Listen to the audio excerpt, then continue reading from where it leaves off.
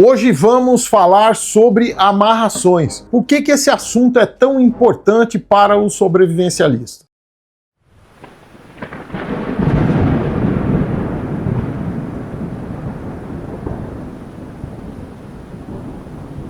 Quando nós estamos pensando como sobrevivencialistas, nós estamos pensando em nos adaptar a qualquer ambiente, né? Ou tentar ter facilidade nessa adaptação. Então, muitas vezes, nós na nossa casa temos as coisas fixas, então o local onde eu vou pendurar minha roupa, a minha mesa, o meu fogão, a cama, tudo isso são confortos que nós temos na casa que não demanda de nenhum outro trabalho. Quando nós saímos de nossa casa e vamos para uma área mais isolada, então uma mata, ou uma beira de praia, ou alguma coisa assim, eu vou utilizar com certa intensidade de amarrações, ou seja, eu vou ter que amarrar certas coisas para tentar criar uma infraestrutura mínima para melhorar a minha sobrevivência naquele local. Então, existem vários materiais, eu estou com alguma coisa aqui em cima da mesa e vou comentar com vocês, certo? O primeiro passo é conhecer os materiais que eu posso utilizar. O segundo passo é aprender a fazer essas amarrações, esses nós, tá? Então vocês têm uma infinidade de vídeos na internet explicando como é que a gente faz uma enorme quantidade de nós. A minha experiência diz o seguinte: eu, ao longo da minha carreira, nos vários cursos que eu fiz, eu aprendi realmente uma quantidade muito grande de nós. Mas, no dia a dia, você indo com frequência para o acampamento, você começa a perceber que você, na realidade, necessita de uns, no máximo, uns 5 ou 6 nós diferentes. Os outros são muito específicos. Você pode não ter a necessidade de decorar todos os 20, 30, 40, 50 nós aí, que são mais comuns. Você com 5 ou 6 você resolve o seu problema. Mas hoje o nosso vídeo é sobre o material de amarração. Então, isso aqui eu encontrei numa loja de material de construção, eu achei bem interessante. Então, é uma corda, tá aqui emboladinha, bacana, enrolada, já embalada, ou seja, é o típico material bom para você ter dentro do seu carro, para você ter num kit de emergência da família. E aí eu costumo dizer o seguinte: você tem que ter a sua mochila de emergência e tem que ter um material de acampamento para sua família separado da sua mochila. Então, algumas caixas plásticas, você coloca ali barraca, corda, prego e martelo, arame, coisas do tipo.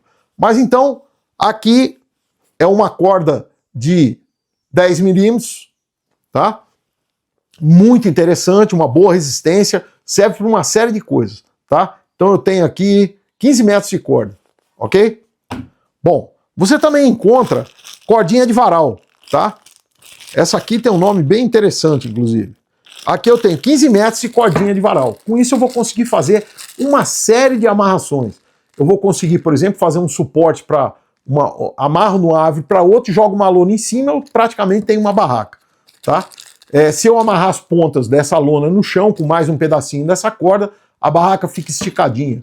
Então é interessante essas cordinhas de varal, não as de nylon de plástico, elas são um pouco difíceis de trabalhar, mas essas que são de perlon, é como se fosse mais parecido com tecido, é uma corda bem interessante. Então tá aqui, cordinha de varal. Bom, existe uma infinidade de cordas, certo? De material artificial que tem uma resistência muito grande. Isso aqui, por exemplo, é uma corda muito parecida com um cadarço de sapato, tá? Então cadarço de sapato, às vezes cadarço de bota grande, são peças que eu posso adquirir e colocar na minha mochila ou no meu suspensório para pequenas amarrações, ok? Então, cadarço de sapato, ou cadarço de bota, que ela é mais comprida, mais de 1 metro. Bom, eu tenho aqui uma outra coisa interessante, que é uma liga de borracha. Na realidade, isso aqui nada mais é do que uma câmara de ar que eu fui cortando com a tesoura para tirar essa liga fininha aqui. Então, isso aqui me permite, por exemplo, é como se fosse um elástico, uma liga menor, tá? Em que eu consigo unir as coisas com a liga. Lógico, eu não posso raciocinar que eu vou fazer isso aqui para alguma coisa que será submetida a alta temperatura. Por exemplo, eu vou prender madeira que vai ficar em cima do fogo, não vai dar certo, lógico, tá? Mas eu posso utilizar isso aqui e depois desfazer, assim como a gente desfaz uma amarração de elástico. Isso aqui dá uma boa rapidez também no trabalho. O famoso engasga-gato. Então, eu tenho aqui, tá? Eu fiz uma abertura aqui na embalagem, isso aqui eu vi outro dia no vídeo, achei bem interessante. Colei aqui uma silver tape, cortei um pedaço e com isso eu mantenho todo o material aqui dentro da mochila sem espalhar e tá aqui o engasga-gato.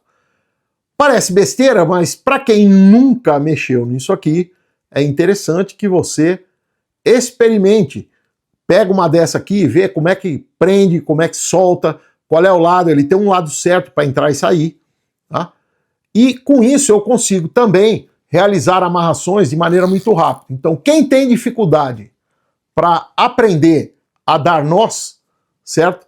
Ele pode se utilizar disso aqui. Isso aqui é muito útil, inclusive, mesmo que eu saiba dar nó, para dar uma relativa rapidez. Ela tem uma resistência muito boa e ela só fecha, ela não abre, né? Existe uma maneira de abrir, você coloca aqui um araminho, cutuca aqui a trava, mas na prática é isso aqui, você coloca, fecha a amarração, né?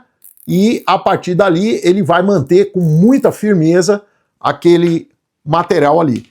E olha só, uma embalagem pequena e barata, ela tem uma quantidade bem grande de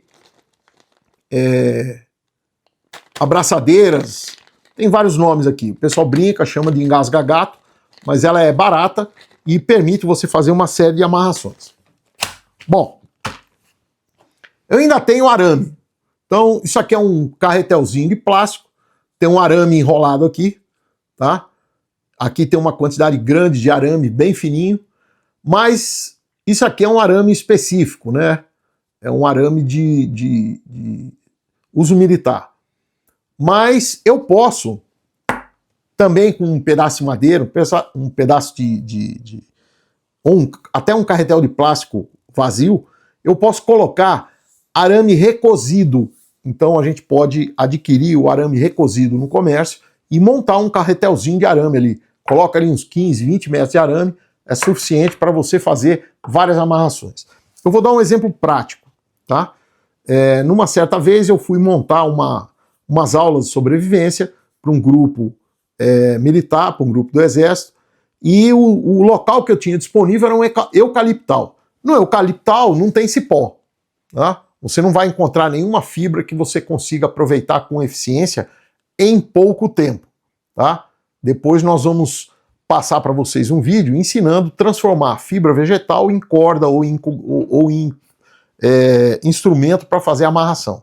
Mas, de uma maneira geral, no eucaliptal, principalmente com a premência de tempo, eu tinha 2 ou 3 dias para montar todos os abrigos, as instruções, e eu optei pelo arame, tá? Arame recozido. Comprei uns rolos de arame de recozido e fui trabalhar.